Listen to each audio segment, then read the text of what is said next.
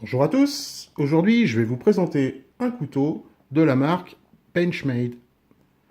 Alors, il s'agit du 590 Boost. Alors, tout d'abord, on va vous parler du packaging. Le packaging, donc c'est fourni dans une boîte cartonnée de bonne qualité avec toutes les références, Blue Class, voilà, Benchmade, voilà. Alors, on ouvre la boîte. À l'intérieur, on a une petite notice en anglais que je ne me suis pas amusé à vous traduire. Donc, hein, ça explique pas mal de petites choses. Voilà, pourquoi les Benchmade, les classes de Benchmade, l'entretien, nettoyage.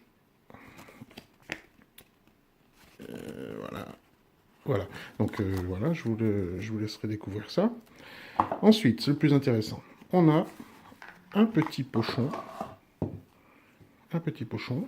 en tissu avec un petit clip pour le serrer, à l'intérieur duquel on trouve notre couteau. Donc ça, c'est pour parler de l'Axis Lock, le système de verrou qui se trouve ici, qui a été breveté par Benchmade. C'est un certificat d'authenticité. Voilà. Donc, le Boost, magnifique couteau à ouverture assistée. Donc, ouverture assistée, c'est-à-dire que voilà, il s'ouvre pas tout seul, mais pas loin. Donc, on donne juste une petite impulsion, et vous voyez, il s'ouvre tout seul. Voilà. Le couteau à ouverture assistée, semi-assistée.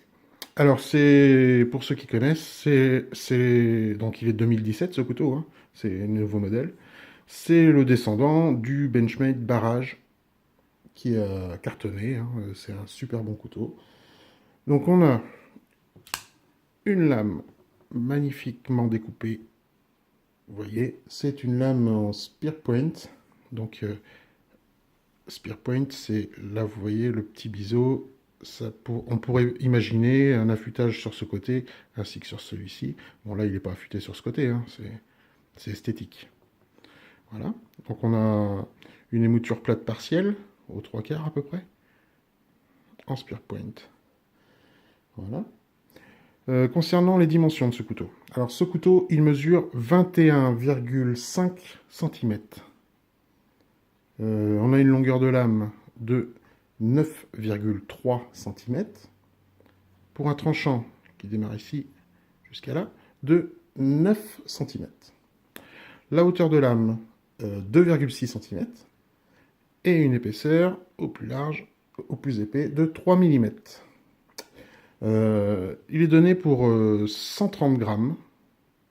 Donc ça reste raisonnable, hein, 130 grammes. C'est raisonnable, mais c'est quand même un couteau assez, lourd, mais pas comme un fixe ou des lames de 6 mm. Quoi. Et bon, je l'ai vérifié, il est effectivement 130 grammes. Donc hein, quand Benchmade dit quelque chose, c'est pas n'importe quoi, tout est vérifié, etc. Voilà. Bon, alors, concernant l'acier de la lame. L'acier de la lame, donc, on a ici Benchmade 20, c'est pas là, donc, c'est ici. C'est du S30V. Du S30V. Donc, l'acier S30V, un acier de très très bonne qualité. Bien moins dur et bien moins compliqué à affûter que le ZDP 189 dont je vous ai parlé concernant l'Endura 4. Ça, c'est un acier nickel, quoi. Quand on va en rando ou au camping, on peut se contenter d'un petit affûteur style celui-ci. On passe la lame 3-4 fois dedans et c'est parti pour très longtemps. Ça reste affûté très longtemps. La poignée, le manche, deux matières. Alors, de l'élastomère, la partie noire, et du Versaflex, une espèce de plastique, et là, un espèce de caoutchouc. C'est confortable, c'est super confortable, vous voyez, ça a été super bien dessiné, ça a été super bien... C'est très confortable, ça a un grip énorme, c'est parfait. Euh, Par contre, moi je trouve qu'il est un peu fragile le Versaflex, l'élastomère. Parce que vous voyez, on voit qu'il s'abîme un petit peu. Ici, de l'autre côté également, là voilà. Il arrive à s'abîmer un petit peu. Voilà, bon, bah, sinon il est très confortable. Vraiment, c'est un couteau très confortable. Je l'ai utilisé un petit peu dans les bois. Franchement, bien, l'ergonomie est parfaite, quoi. Donc, ouverture semi-assistée, hein, je vous en ai parlé. Donc, ça fait une résistance, hein, ça fait un ressort même ici. Hein, voilà. C'est on amorce l'ouverture et elle est assistée, elle se fait toute seule. J'ai vu des tutos sur internet pour le supprimer. Il y en a qui aiment bien pouvoir le faire d'eux-mêmes. Voilà, on peut, c'est pas impossible de le supprimer. Le système de blocage de la lame, voilà. Donc quand il est ouvert, quand il est fermé, on a un petit bouton ici. Là, il est en position, je laisse la possibilité de l'ouvrir, et là, je le verrouille, et là, il peut plus s'ouvrir. Donc c'est pas mal quand on l'a dans les poches. Quoique c'est un peu gros pour mettre dans une poche, mais bon, c'est pas mal. Donc c'est pas un bouton qui est, comment dire, qui peut revenir tout seul dans une position ou dans l'autre. Hein. Il faut légèrement appuyer, tac, tac, voilà. Donc ça c'est pas mal.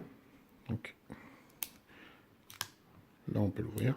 Et le système de verrouillage de la lame, Axis Lock. Donc l'Axis Lock, celui-ci c'est mon lock préféré parce qu'il est hyper costaud. Vous pouvez voir des vidéos hein, sur internet ou sur le site Benchmade, des tests d'effort qui font des tests de pression comme ça. Avant que cède l'Axis Lock, ils exercent une pression de fou. Quoi. Donc c'est une ouverture grâce à deux ergots, hein, c'est pour gaucher ou droitier. On peut l'ouvrir des deux mains. Ça c'est pas mal. Le clip, alors on a un clip ceinture avec un port nickel. En fait, il y a très peu de couteaux qui dépassent de la poche. Vous voyez, il est bien, il a un bon retour. Il a un bon retour, donc il est bien. On peut le mettre de côté, donc pour gaucher et droitier. Bon, ça c'est pas mal aussi. On a un passant pour la dragonne. À l'intérieur, quand on l'ouvre, moi c'est ce que j'ai kiffé, c'est qu'on voit bien les platines. On voit bien des grosses platines. Et là, comparé au Endura 4, bah ça fléchit pas un poil, quoi.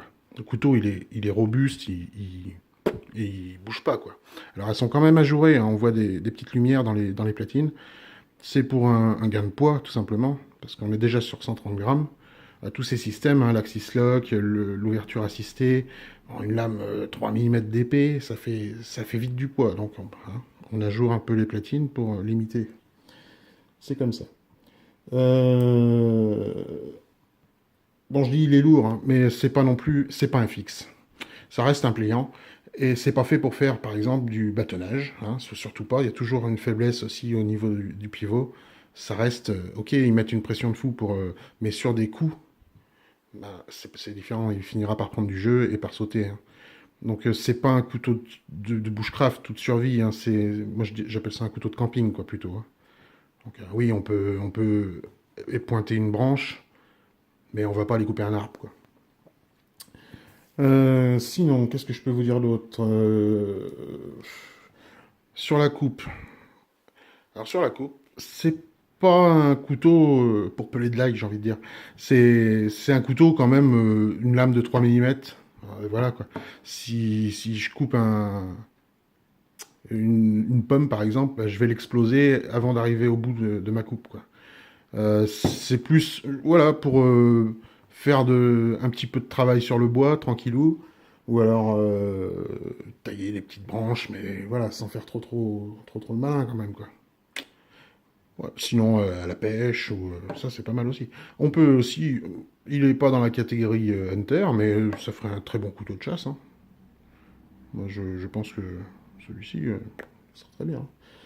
Bon, conclusion. Très beau couteau.